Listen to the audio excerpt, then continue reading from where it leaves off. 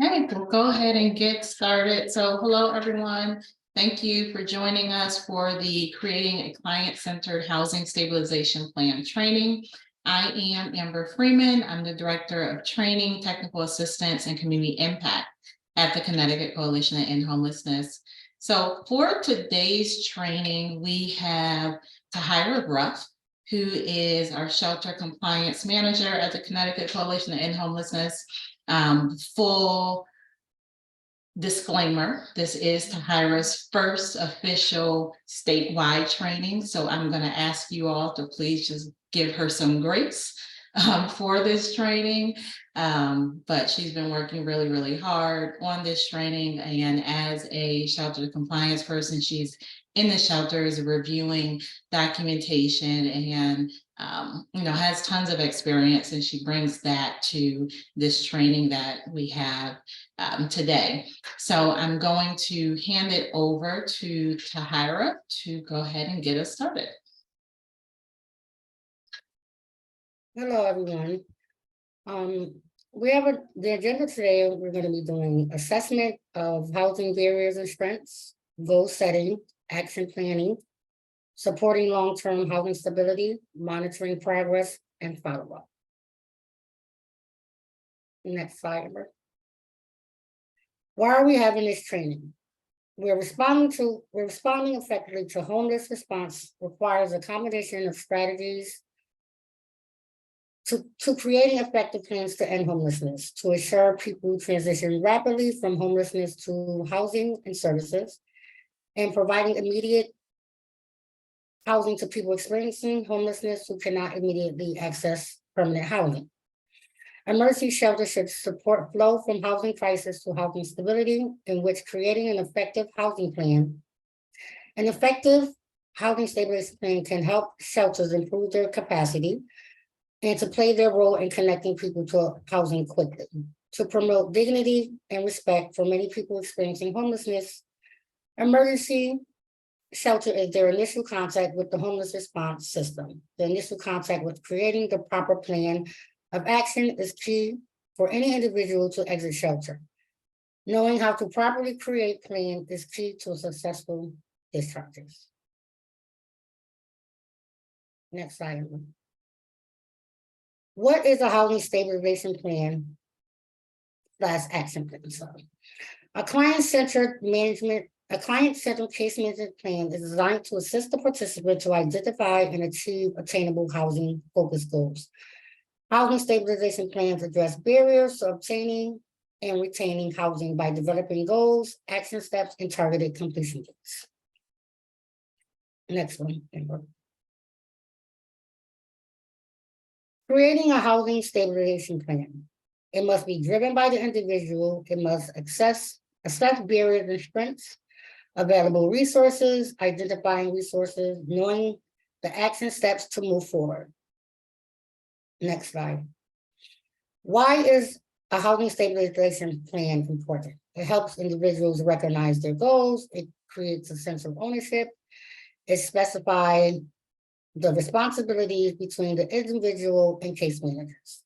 It promotes rapid exit and timelines. Next slide. When should a housing stabilization plan be done? A housing stabilization plan should be done within 1 week of shelter stay.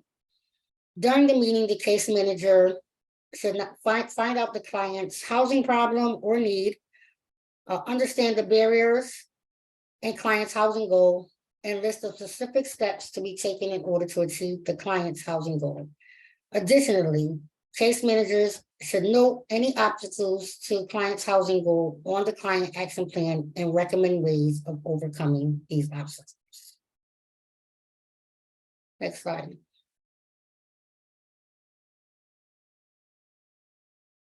We want to explain the process and the goals. So at intake, discuss permanent housing as the goal. Explain the steps and who will take on what task. Start discussions about housing and development of the housing plan. Explain housing process, how goals and action steps are set, how often meetings will take place, expectations, Set target dates for outcomes. Next slide. What is a client-centered plan? It's client has the major say in identifying the goals and service needs that they want to work on. It's letting clients lead the conversation, letting them tell you how they want their action plan designed. You want to draw out their strengths. What strengths do they have? What strengths can you use to make this more a client-centered plan for the participant? Making timely access to necessary supports. Next slide, Amber. I just want to take a quick pause before we really go into full detail about the plan, just about why we're truly doing this and everything that the hire just went over. So oftentimes, I'm really just wanting to focus on that client-centered plan part. Oftentimes we see plans, right? Housing stabilization plans, and they all seem to look alike. They all seem to have a goal that says find housing, right? We know that we want to find housing, but what else? What other goals do they truly need to work on that will support their goal of finding housing? Is it connecting them to a mental health clinician? Is it improving their budget, finding employment? But what else? So that's the client-centered part. Finding the housing, yes, but really speaking to that person and their own individual goals that they have. So not all of the plans should look the same, and it should really be catered to each individual person. But Tyra's going to go into more detail, but I just want to pause, and we quickly went over that. But are there any initial questions?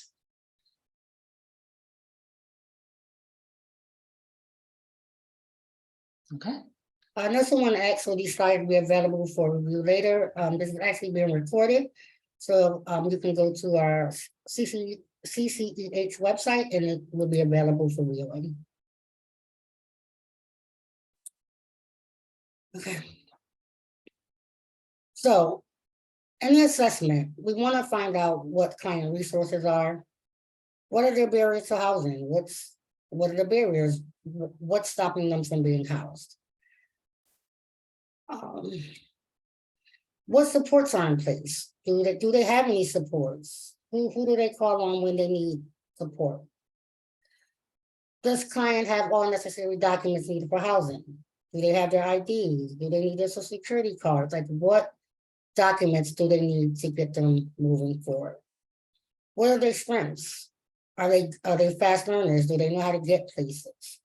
Are they good with filling out applications? Learning what strengths can help them work on their housing plan and be successfully housed. So every assessment is very important to creating housing plans because we want to be able to gather this information to drive their stabilization plan. Next slide. So as you all know, a lot of the population has some barriers. And some of the barriers are poor credit history, some have criminal background checks, some have evictions, some have poor rental histories, some have no income, lack of identification, lack of employment, substance abuse, and some have past related debts. And although we do see these barriers, we want to keep in mind that we're housing first. So we're gonna house clients even with these barriers, but just identifying them helps you be able to help them more because maybe finding a landlord who takes someone with evictions. Maybe they have a poor credit history and a landlord who will accept them. So they have a poor credit history. So we say these are barriers, but we don't let this stop us from housing the people that we serve. Next slide. So at assessments, you want to always highlight the strengths. Does participant have employment? Do they have work experience? Maybe some education? They have all their identifying documents. They have natural supports. support from family, problem solving, landlord references, knowledgeable of current resources, they're motivated, they have a willingness to work towards their plan. These are some strengths, and it's very important to highlight these when creating a housing stabilization plan. Next slide. So goal setting. We want to identify who is a part of their support team. Do they have a support team? To achieve the goal, we want to define their immediate goal to be achieved within the next 30 days. We want to document all steps client and case manager will take, documentation and update as needed. So if we're creating the plan, and yes, we say we want to achieve it within 30 days, and it's not achieved, we want to make sure that we're updating, or even if the goal may change, we want to make sure that you're updating as needed. A goal can be focused on housing barrier or something that needs to get done before you can make progress in other areas, such as employment, benefits, finances, family, housing, relationships, friends, meaningful activity, fun, education, health, obtaining documents such as ID, legal, and situations. And just to go back to what Amber was talking about with it being client-centered. So although I know sometimes case managers, and we want the goal to be what we think. Maybe they're using substances and we want them to work on that. But we really want it to be what they want to work on. Although housing definitely should be the ultimate goal, but we want to make sure that they're doing the goal setting. Next slide, Amber. So we want to use SMART goals. We want it to be specific. Goals stated exactly what needs to be achieved. Obtaining housing is a specific goal. We want it to be measurable. A goal measurable if you can count it. Renting a 4-bedroom penthouse is not a measurable goal. So we want it to be measurable. We want it to be attainable. Is this person going to be able to attain this goal? A goal is attainable if you can achieve it. We want it to be relevant, realistic. To be relevant and realistic, a goal must be important to the client and possible to achieve. A goal is time bound. If you put in a specific time frame, like by May 1st, saying someday I'll reach my goal is less effective. When a goal is tangible, you have a better chance of making it specific, measurable, and thus attainable.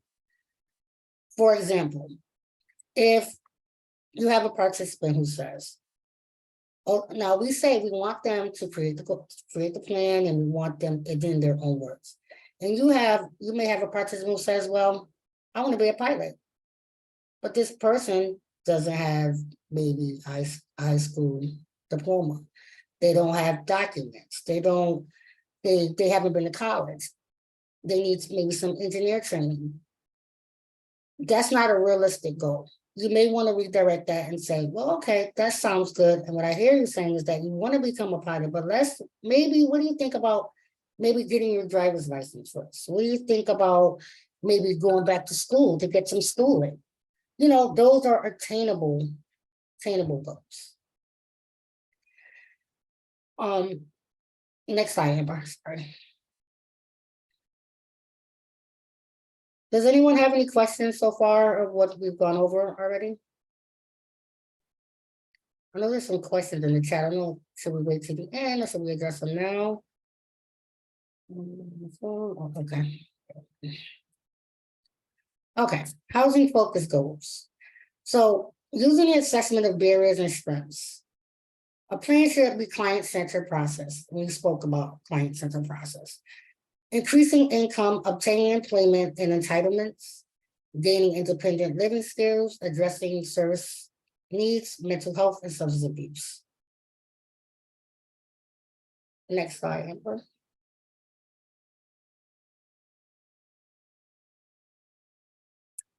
Housing focus goals. We want to break the goals into action steps, including barriers and timelines. We want to clearly identify the role of the client, the case manager, the housing locator, and any others included in the plan. We want to identify actions that are client-centered and work with client to create a plan for how the action will be accomplished. We want to document housing plan progress, include resources and natural supports. Next slide, Amber. So a lot of times you look at a lot of service plan and some of the language is not really strength-based language. So these are some things that you would use instead of. So instead of saying a person, I mean, you want to say a person with substance abuse disorder instead of the person is an addict. You want to say a person with an alcohol disorder or a person in recovery, not an alcoholic. Susan, you want to say Susan completed 10th grade instead of Susan dropped out in the 10th grade. You want to use challenges as opposed to saying a client has problems. You want to use a person with mental illness as opposed to mentally ill or mentally challenged. You want to say a person experiencing homelessness instead of homeless. Or you can also say a person that has been unsheltered. So we want to stay away from using provocative language talking about, and there are other examples like client came to shelter, he smelled, you want to refrain from using your own, how you feel about the person. Just use basic knowledge or just, maybe client came today, he was not groomed. You don't want to say that he's so smelly or just using those type of language. So we want to be careful with the language that we're using when we're creating plans and also when you're writing notes.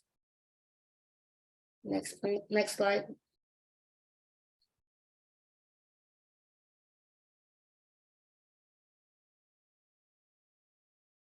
So some strength-based communication, language counts. What is the best example of a strength-based perspective?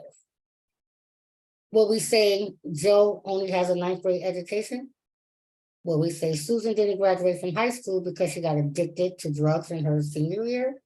Or will we say Kate was able to complete the 9th grade and start her senior year, even while living in a home where domestic violence was common? If you all could just drop in the chat box, what do you think would be the appropriate language to use?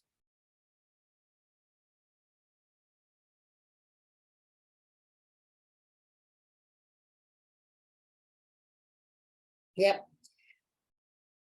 3 is correct. It would be better if we said Kate was able to complete the 11th grade and start her senior year, even while living in a home where domestic violence was uncommon. It's not necessary to point out that Sue didn't graduate high school because she got addicted to drugs. And also, Joe only has a 9th grade education. Joe completed the 9th grade. We want to avoid using deficit-based language, negative language, such as suffering from, refuse to, non-compliant, substance abuse, abuser. All those are negative language when creating plans. Next slide, Amber. I'm going to take a quick pause. Okay, so number 3, that was quite obvious because of the 1 and 2 that we had there. But do you all have any other examples of things that you've seen in files where the language was pretty negative?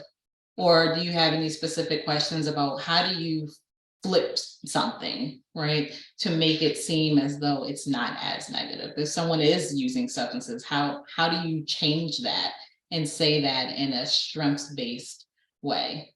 So just a pause to open it up for some conversation about that.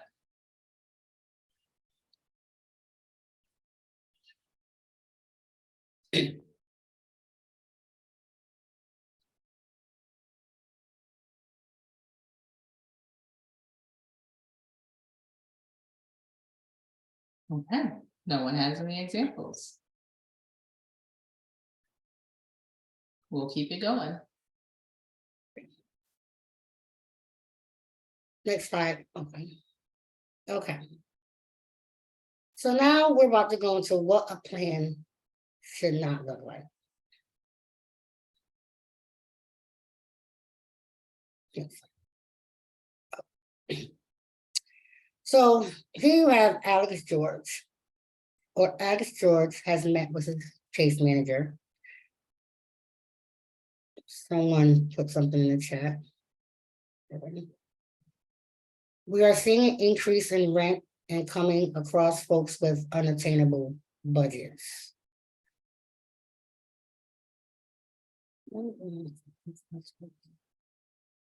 Unattainable budgets. Is this to the other question, Amber? Can you see the message? Unattainable budget. Yes, I think they're saying, how do you make that not seem negative, right? If someone doesn't seem like what the budget they have is realistic. I think, I mean,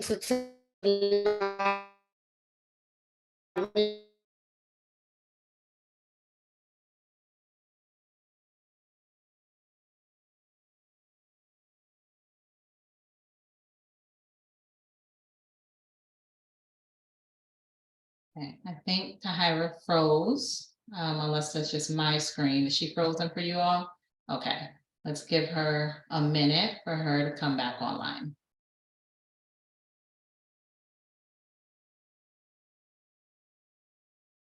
All right, but while we wait, I will answer the chat. It says, and there are clients that have been chronically homeless, now in transition, short-term, 90 days or less programs, living in hotel cars. What other options are available to them from the point of calling 211 to getting housed? So we're not saying don't acknowledge what is really going on with the individual. If that is their situation, that is their situation. So, you know, if they are staying in their vehicle, they are staying in their vehicle. It's just a switch of language. So if saying that someone they don't have any friends, or they are a drug addict, we see that in notes very often. They're homeless. How can we flip that? You know, they are using substances on a regular basis. They don't have the strongest support system right now. They haven't been able to increase their income in a while. So just flip it. You're not saying don't acknowledge what's really going on with them. Because also with the housing plan, someone is going to receive a copy of this, right? They should receive a copy of their plan. So if they see in the plan that as an identified barrier, you wrote they're a drug addict, that's going to speak to them and not really encourage them. That may put them off as far as really working on their plan. Someone said, does it matter which stabilization form case managers use? No, we understand that each organization has their own type of housing stabilization plan that you all used, which is completely fine. I think it's important to just include these elements in the housing stabilization plan that you're using. It's important to highlight what someone's barriers are. It's important also to highlight what their strengths are. So oftentimes we get individuals that say they don't have strengths, or on the housing stabilization plan, the strengths part is blank. And they say, well, they didn't say they had a strength. As providers, it's kind of our role to assist them with identifying what their strengths are. Someone has a strength. It might not be an obvious strength, but maybe it's a strength as far as they're great at communicating. They're great at advocating for themselves. They have a strong support system. Those are strengths. It may not be, you know, they have high income or so, but it's still a strength. So you can use different varieties of a housing stabilization plan, but these are really just talking about what type of information is important to include in the plan. Someone said, is it okay to use clients with substance abuse? Because I see that all the time, but I think you may say a person is currently, what's the word I'm looking for? Because I do see that all the time, it's currently substance abuse. It's another word that you use for that. Client is, what is the word I'm looking for? Amber? Well, someone also put in the chat that they would say that client has a history of substance use, Substance abuse. which is completely fine. That's accurate. They have a history. That's not negative. So I think that's fine. It's not saying that they're suffering from it or they're they use it every single day, but they have a history. It's completely That's perfectly fine. Are there any more questions, Amber? Okay. Yeah. all right. Okay. So here we have the Housing Stabilization Plan that should never look like this. So Alex George is number one, he's working on documentation. There's no identified barriers. And that's, as we know, if he's identifying a goal as to get an ID, then there's definitely a barrier. So there should be a barrier listed there. We have the action steps. It just says, go to DMV. How is he going to DMV? When is he going to DMV? It lists Alex as the only person responsible for this goal. Now, Alex may not have transportation. Alex may not have a bus pass. There should be, where's the case manager involvement to helping Alex achieve and get this ID? There should be listed action steps here. So this is why this is just an incorrect plan. Then Alex wants to work on number 5. And number 5 is Alex would like to work on employment. The goal is, well, I'm sorry, she identified the barrier as always intoxicated. Now going back and we're thinking about the person-centered language, always intoxicated is not a preferable way you would write a barrier. You may want to say client suffers with substance use. That could be a barrier, but not he's always intoxicated. And he may well be always intoxicated. It's just the language. You don't want to write it this way. Because again, they need to get a copy of this. He's going to see that you put here, he's always intoxicated. That's not helping. And then the goal is Alex would like to obtain employment. The step was CM will assist Alex finding a job. Okay. Alex will not come to the office drunk. Now we talked about language. We don't want to put Alex will not come to the office drunk as being, language that we use on the service plan. And to go back to Alex finding a job, what are the steps? Where is Alex going to find this job? How often is Alex going to look for this job? How many times a week? Again, Alex is going to look for this job. Does he know where to go? Does he even have a resume? There needs to be more action steps as to how Alex is going to obtain this goal as into finding employment. And we don't want to put Alex will not come to the office drunk because it's just inappropriate language. You may, you want to write something else, not this. Then Alex identified 7 as a housing as being one of his goals. It says Alex reports being homeless for many years. Alex would like to obtain housing is the goal. Alex will meet with housing specialists. How often will Alex meet with the housing specialists? CM will meet with Alex to talk about housing options. How often are you going to meet with Alex to talk about these these options. CM will assist Alex with bus passes. Bus passes to where? Is it bus passes to go see his mother, or is it bus passes to go find units? Will the case manager help with the applications when he goes? Will they help them with landlord engagement? Like, what are the steps are case manager and client gonna do together to achieve this goal that Alex wants in housing? And then it should always have a completion date or a target date. I know everyone's service plans in different agencies are different, but you always want to put at least a target date or completion date that these goals, you want to see these goals completed and should be revisited. Now, I just want to open up the floor to ask you guys, do you see anything else wrong with this service plan? Or how it could have been done better?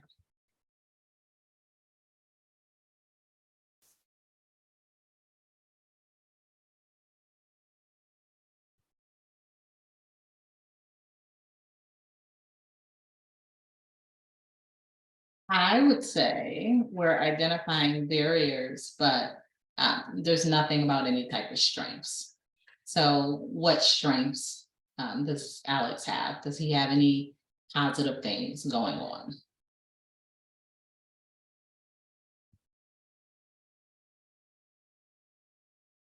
Right, but we want to have a checklist for later of whether or not they accomplish their goals. Correct. And that's where you would put in completion at the end. If there's any more questions.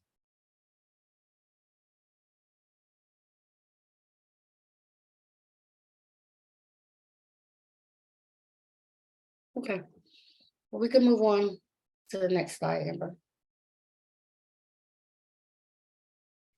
The client and case manager must sign and date the completed housing stabilization plan. A copy of the signed and completed plan must be provided to the client as best practice. The case manager should remind the client to review it, read it, make sure they understand the goals, the expectations, who's doing what, making sure they understand it. Because oftentimes they complete the service plan and the case manager just says, here, they sign it, and they go about their business and they don't even know the target dates. They don't know what assistance they're going to do and what roles they're going to do. So you want to make sure that they fully understand what they're working on the service plan and the target goals on it. And making sure that it's signed and dated and that they receive a copy. Next slide, Amber.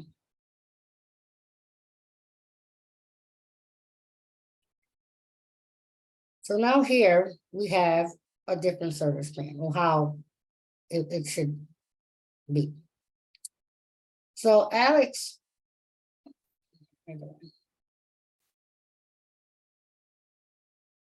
so now you have Alex here, who, I'm sorry.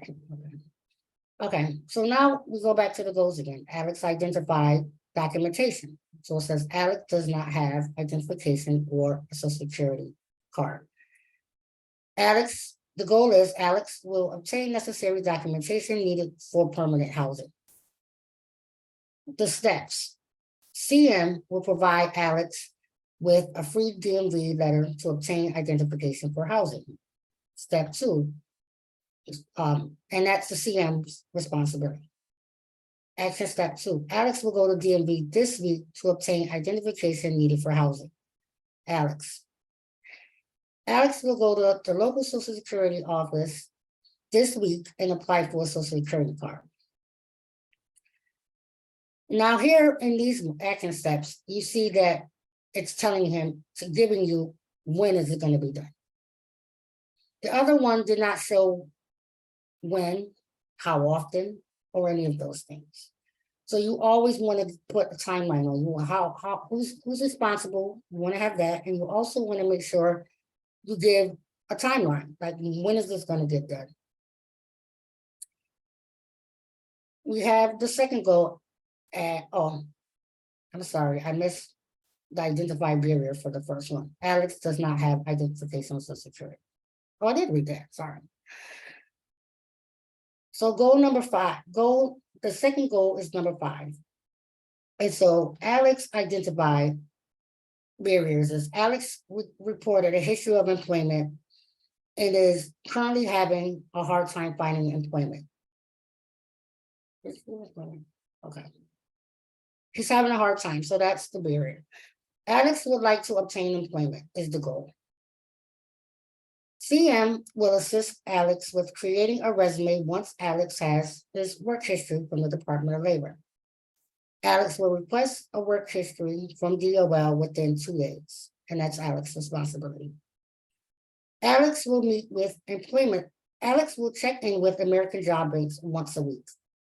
Alex will meet with employment specialists at least once a week. Now, this is why you always want to put a target as to when you want this done. Because if you just put Alex will meet with employment specialists, it's not really client centered. It's not letting the participant know how often they need the expectation of the participant. It's not they wouldn't know when they're going to see a housing specialist. How often should they see a housing specialist? So you always want to specify when, the target date, or within days.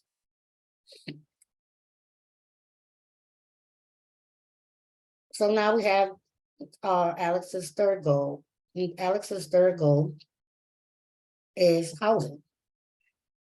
Alex reports being unsheltered for many years. That's his barrier. Alex would like to obtain housing is the goal. Alex will meet with housing specialists once a week to talk about housing options. CM will make Alex aware of available options weekly. CM will assist Alex with engaging landlords and application completion. And then you have the responsibilities. And again, we want to make sure that we have whatever the action step is, completion date, we want to make sure that we have those here in the action step completion date timeframes.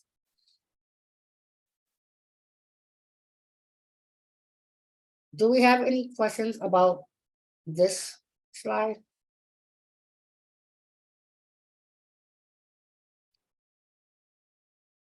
Okay. We go to the next slide, Amber.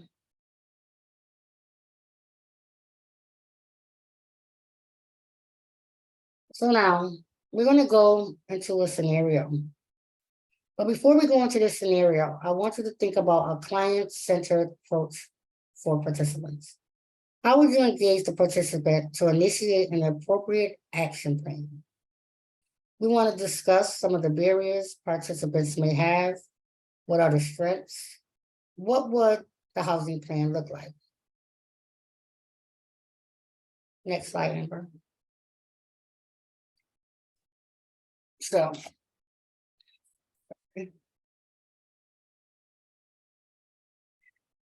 Alex is a 25-year-old who has not had a steady place to live since he's been 17 years old. And his parents divorced. He dropped out of high school and started couch surfing with friends. He is still couch surfing between friends, relatives, and coworkers. He works part-time, 25 hours at $14 hourly at a store, and he picks up odd jobs here and there. Most of his money goes toward car maintenance, gas, food, phone. He picks up seasonal jobs, but nothing is really steady. Alex also has mental health issues and reports that he has not seen his therapist in over a year. He has not been able to find an apartment that he can afford. Alex believes if he gets back in touch with his therapist, he could possibly get the treatment that he once had and will be able to work a 40-hour work week. Alex really wants to move out of shelter. If we were creating Alex's plan, what would be some of the things that we would work on, and what do you believe Alex's strengths are? Like, what would you encourage Alex to do in this scenario?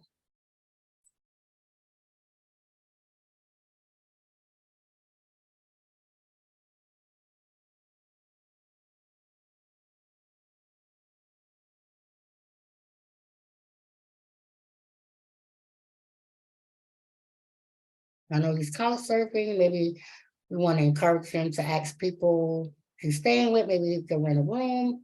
Like, what are some things that if you were doing, working with Alex, how would you do his service plan? Or what resources would you recommend to Alex? How would you engage Alex in achieving his goal? And his goal is to get out of shelter.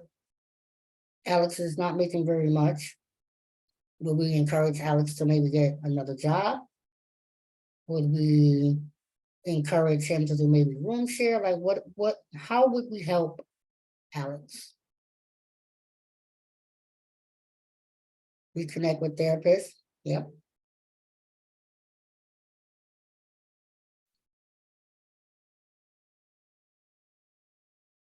Assess for his motivation to obtain a job. Yep.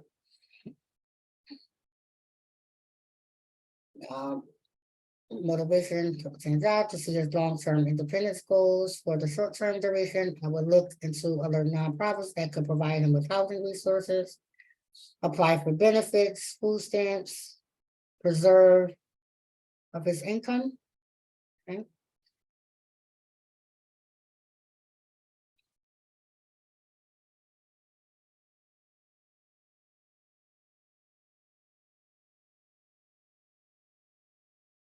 Everyone, and also you guys can unmute. You don't necessarily have to put it in the chat box. Connect with other employment agencies that can assist with job readiness. Yep.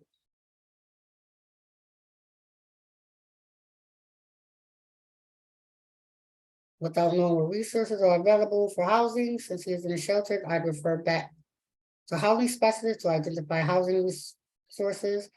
I'd encourage him to apply for disability, possibly, and definitely reconnect with mental health services. Yep. Maybe seek a full-time job in a savings plan.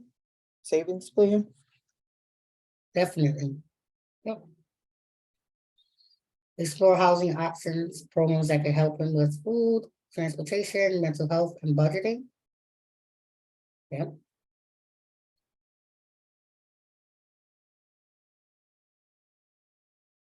I'm hearing that he can manage his current job and more than part-time. Goals to increase income and also mentorship. We might want to encourage him definitely to see his therapist and get back on medication. You know, Alex dropped out of high school. We may, encourage him maybe to seek his GED. Employment and training programs.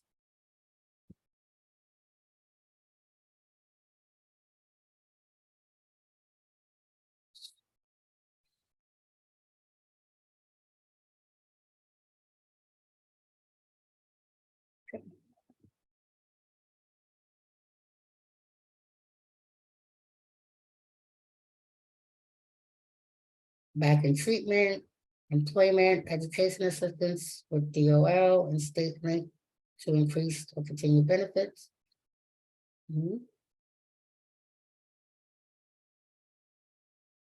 Multiple jobs may be difficult for Alex to handle. Having one career job or something steady that helps him to build up could increase his motivation and help him to feel empowered. Definitely. Apply for low-income housing. Inquire if there is anyone he can share a room with or a roommate. Definitely, that is something I would definitely recommend for Alex. Maybe supportive housing. Yeah, if that's available, then that's an option.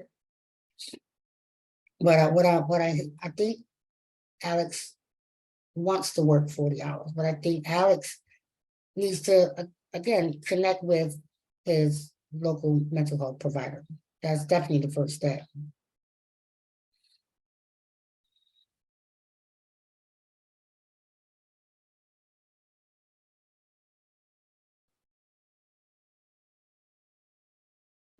So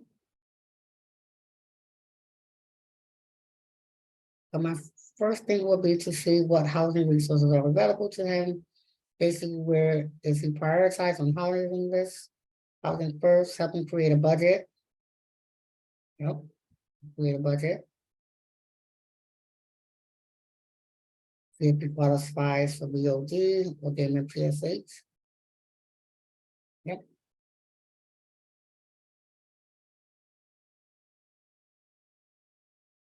Yeah, $14 is definitely not enough to live by yourself. So yes, encouraging room share is definitely something that I will do.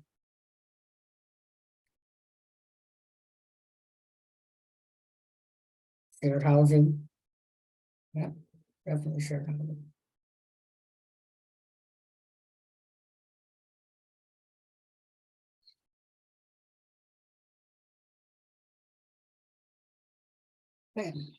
Okay. So what resources or supports will Alex need? So we talked about, we said he definitely needs to reconnect with his provider. What resources would Alex need? And where would you connect him to? Like, would you tell him, oh, just go find a therapist, or would you try to help Alex connect? Like, what would that look like? And you can unmute if you want, or write in the chat. Possibly look at local resources, so local mental health clinics or anything like that that can he can be referred to. Absolutely. Maybe connecting him with DEMAS, some job websites or career centers, maybe even a job coach. Alex is spending most of his money on maintenance of his car and his phone bill. Maybe we try to see how much Alex is paying for his phone bill. Maybe we could connect him to get another phone that's not as expensive as he's paying. He's doing a lot of maintenance on it, spending a lot of money on maintenance. Maybe try to figure out what type of maintenance is it that he's doing. Is it because maybe sometimes he sleeps in a car and his gas is running out? Maybe we want to encourage him to maybe not stay so much in his car, and to maybe when he's in his shelter more, he's saving money when he's not in his car or not driving his car so much. So what other resources will we provide Alex? If he was in a shelter, what resources would you give Alex?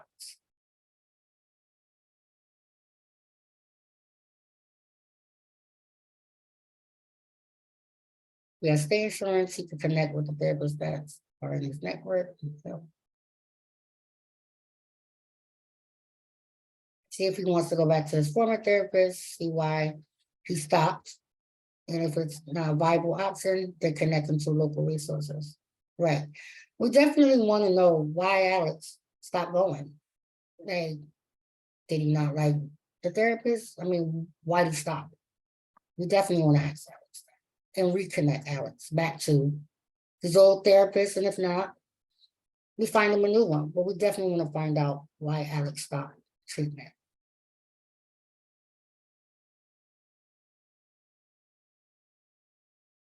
Maybe being able to connect with the peer network who has similar challenges. Yeah.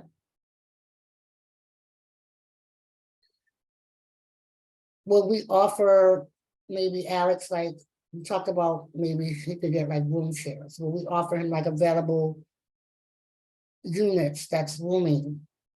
Will we offer his those type of resources? Will we tell him what's available in the area?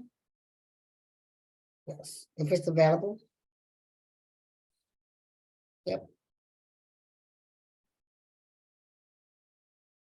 And I know Amber said budgeting. So maybe sitting down with Alex and doing the budget and let him see what he can afford and not afford. Maybe Alex is looking for things that's way out of his reach, and maybe connecting him with making it look him understand what he could afford and what he can't afford. Connect with therapists if Alex allows for an overview on how we can connect him, maybe he can get therapy via Zoom instead of in person. Yep, definitely.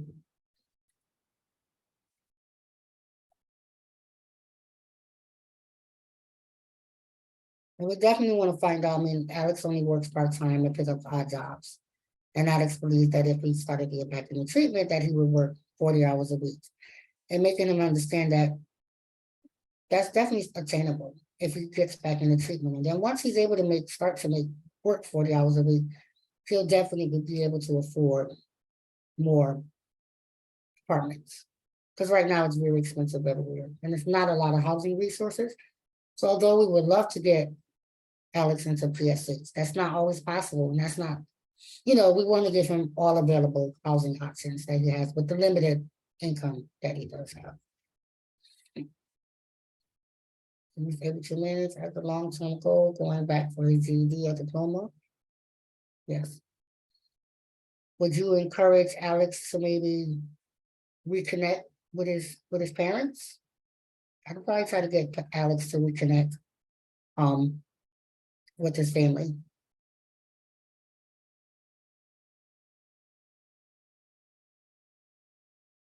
Yeah, why is he only doing seasonal work? Is he not capable? Why is he doing after, well, yeah, what does he do after the season ends? Maybe there's something else going on, definitely. But depending upon whether he has a healthy relationship, his parents, yeah, why did they disconnect?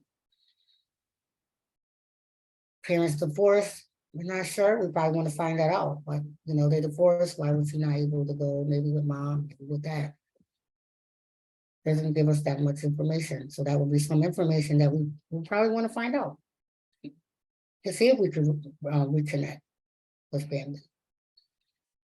Is the family going to bring him more stress and anxiety? Definitely. So that's a conversation we want to have with Alex, finding out what his triggers are. Are they triggers for him? Is this possible? At this point, Alex hasn't been with his parents since he's been 17. Now he's 25. Are they still alive? We don't know. Those are things we may want to ask him. Maybe abusive, unsupportive, and number of reasons. Possibly. Explore completing school. Absolutely.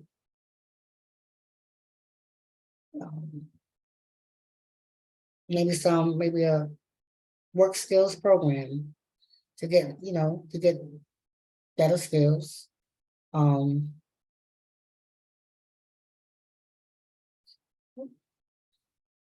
See if he wants to revisit his previous therapist. Maybe he may want to sign an ROI, this information, so we can understand his mental health has a connection to employment status, depending on how deep his mental instability. We may have to connect him to employment agencies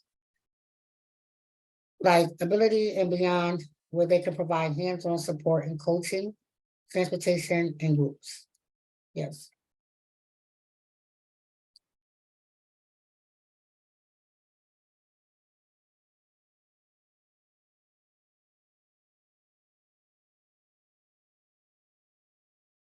Okay. Next slide. So, after adapting the plan, we want to focus at least once a week on previously identified goals and steps.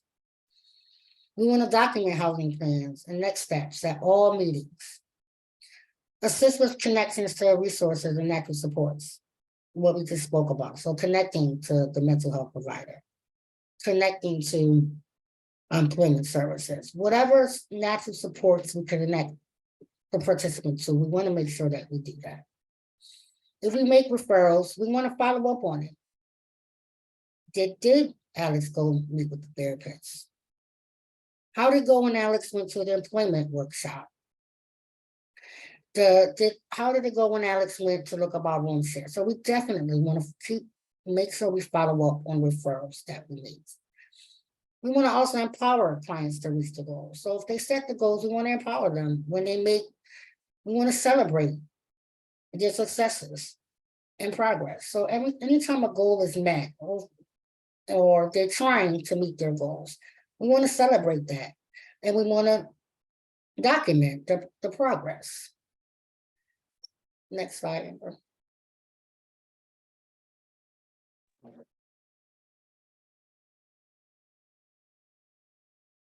So effective service delivery and case management.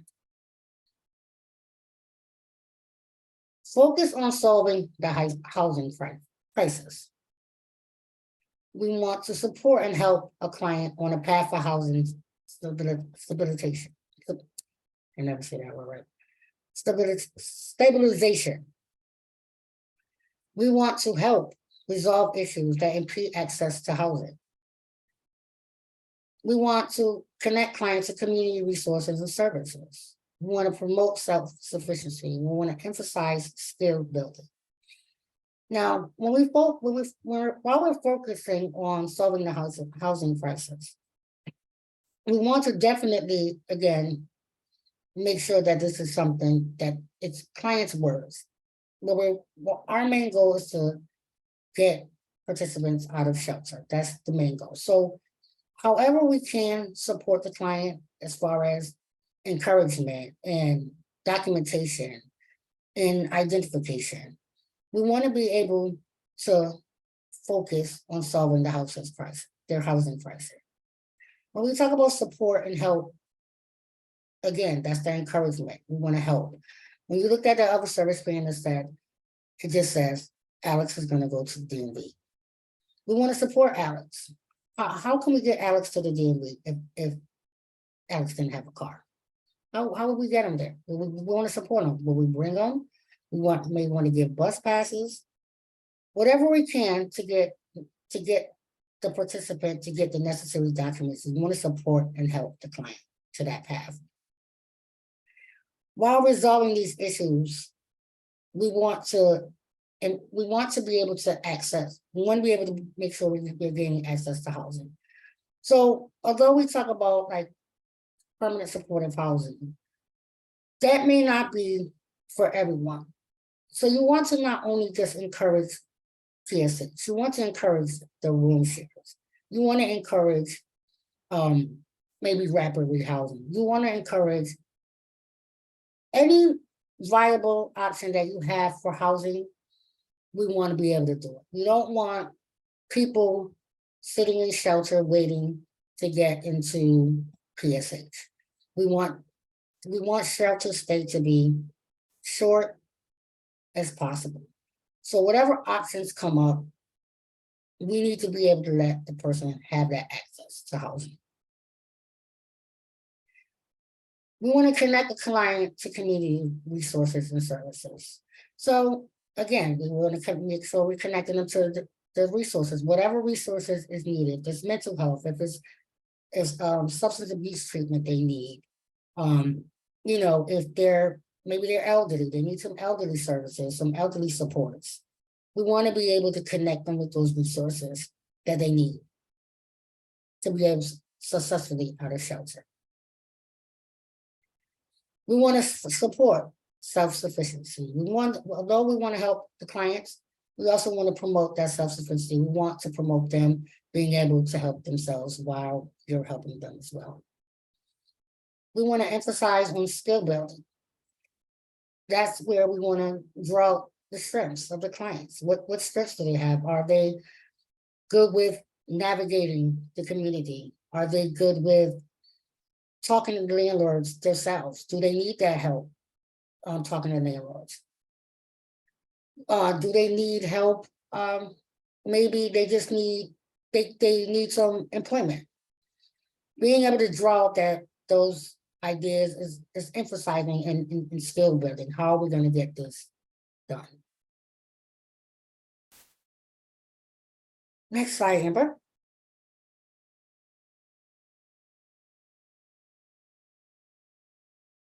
Step 4, monitoring progress and follow-up. Next slide.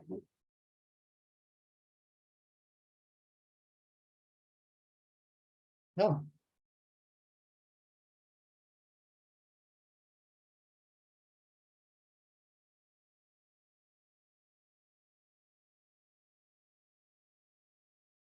Was that the last slide, Amber? The next slide after this. This is what was in the slide deck, yes.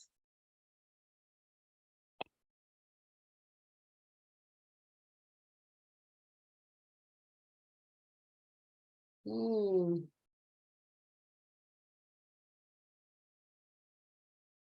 You want to go over this slide? Well, yeah, I do. I don't know why. Okay. Don't know why you didn't. Okay, so monitoring progress and follow-up. We want to maintain contact with natural supports. You want to plan, the plan should be updated whenever a change is made. You want to review any changes to housing stability. You want to monitor progress and action steps. You want to make sure that you document all changes as arising and any arising barriers. You want to make sure that you're seeing through and helping clients go through with goals that they set forward.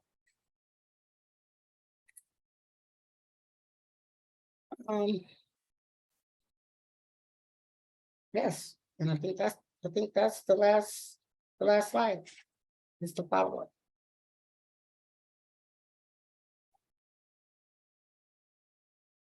So do you guys have any questions?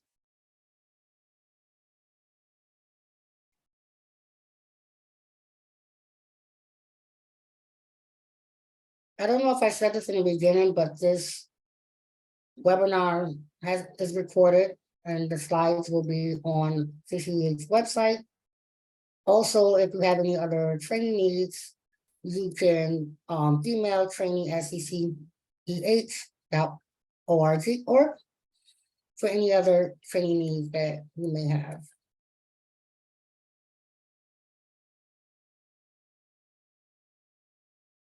Someone is asking, Amber, will there be any trainings on rapid rehousing documents? Yes. So someone asked me to go back to this slide. For Kayla, was there anything in particular that you want to be reviewed on this slide again or emphasized?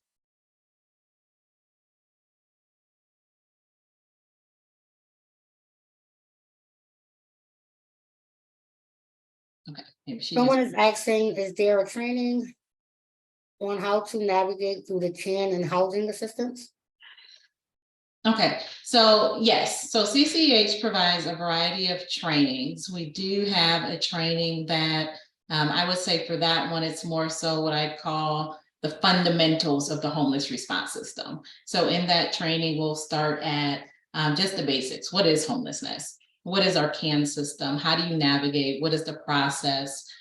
What are some best practices that we have, such as housing first, such as harm reduction, trauma-informed care? What does that truly mean? What type of services can you get while you're in the CAN? So it's really an overview of our whole homeless response system. I will get another date scheduled for that, being that it is asked for. I'll get a date scheduled for that.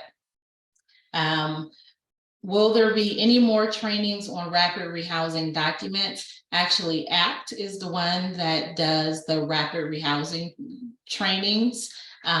Brendan Colbert has the trainings on that. I believe he just did a round of rapid rehousing trainings. I can provide his contact information and also get in contact with him to see if there's going to be another date for that rapid rehousing training. While we are on the training topic, I have to make a plug and just say that we have our annual training institute that will be taking place on May 17th. It is at the Connecticut Convention Center in Hartford. Being that this is our 20th year, we will be having a variety of workshops that will focus on just our overall journey over these 20 years. So a good amount of workshops on best practices, such as housing first, harm reduction. We're also going to have workshops on what our current sector looks like, such as we're seeing more and more individuals with severe mental health, more substance abuse. We know we're having an issue with exiting people. So really exit strategies, working with landlords and really honing into that landlord engagement. And then where are we going? What direction should we go in? I know you all saw that I put in the chat shared housing. Shared housing is one of innovative practice that we would like to do more in Connecticut as far as how to really exit people. So that workshop is going to be May 17th. There is information on our website as far as registration if anyone is interested or has not registered yet. If you're not subscribed to our newsletter, you can also do that on our website. We will be having a motivational interviewing workshop that will be in person. That's taking place June 13th and 14th. I will open up registration for that on Monday. We'll also have a crisis intervention training, and we have a problem gambling training that's coming up because there has been recent research that show that individuals that are experiencing housing crisis or homelessness have a higher rate of gambling. And it seemed very interesting to me. It's not gambling in your normal thinking of gambling, you know, going to the casino or playing the lotteries, but we're seeing more and more people, especially youth, gambling on apps. There's so many different apps out there that they're gambling on. So as we're going over that example with Alex or these other examples, maybe that's where some people's money is going to. So, you know, it's having those deeper conversations and really seeing what is going on with folks. Any other questions? Okay. Somebody put the last act training was just on how to submit FSR, but not the actual rapid housing documents. So we'll be very interested in obtaining information for those types of training. Got it. Okay. I'll connect with Brendan to see if he has any plans of that. I know CCH has done some trainings on rapid housing, other documents, but I'll connect with him and let him know there's a need for that.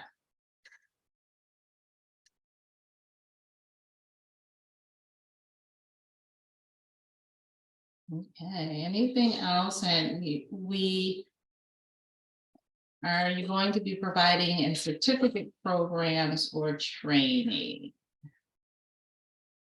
So we typically don't have certificate programs. Certificates, that's, I'm assuming you're asking, do we give certificates after our trainings? If someone needs a certificate, I can create a certificate, but we typically do not. Okay.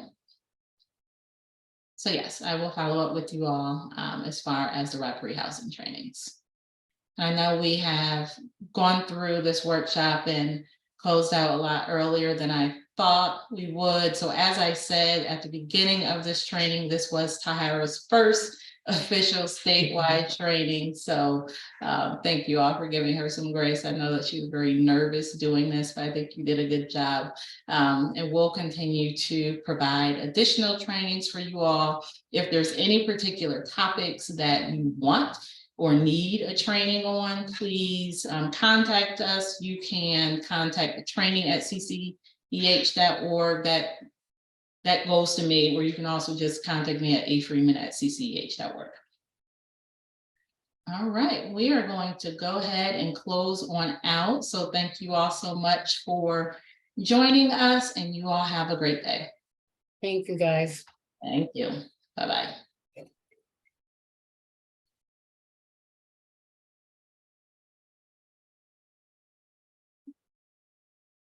And my screen's acting up.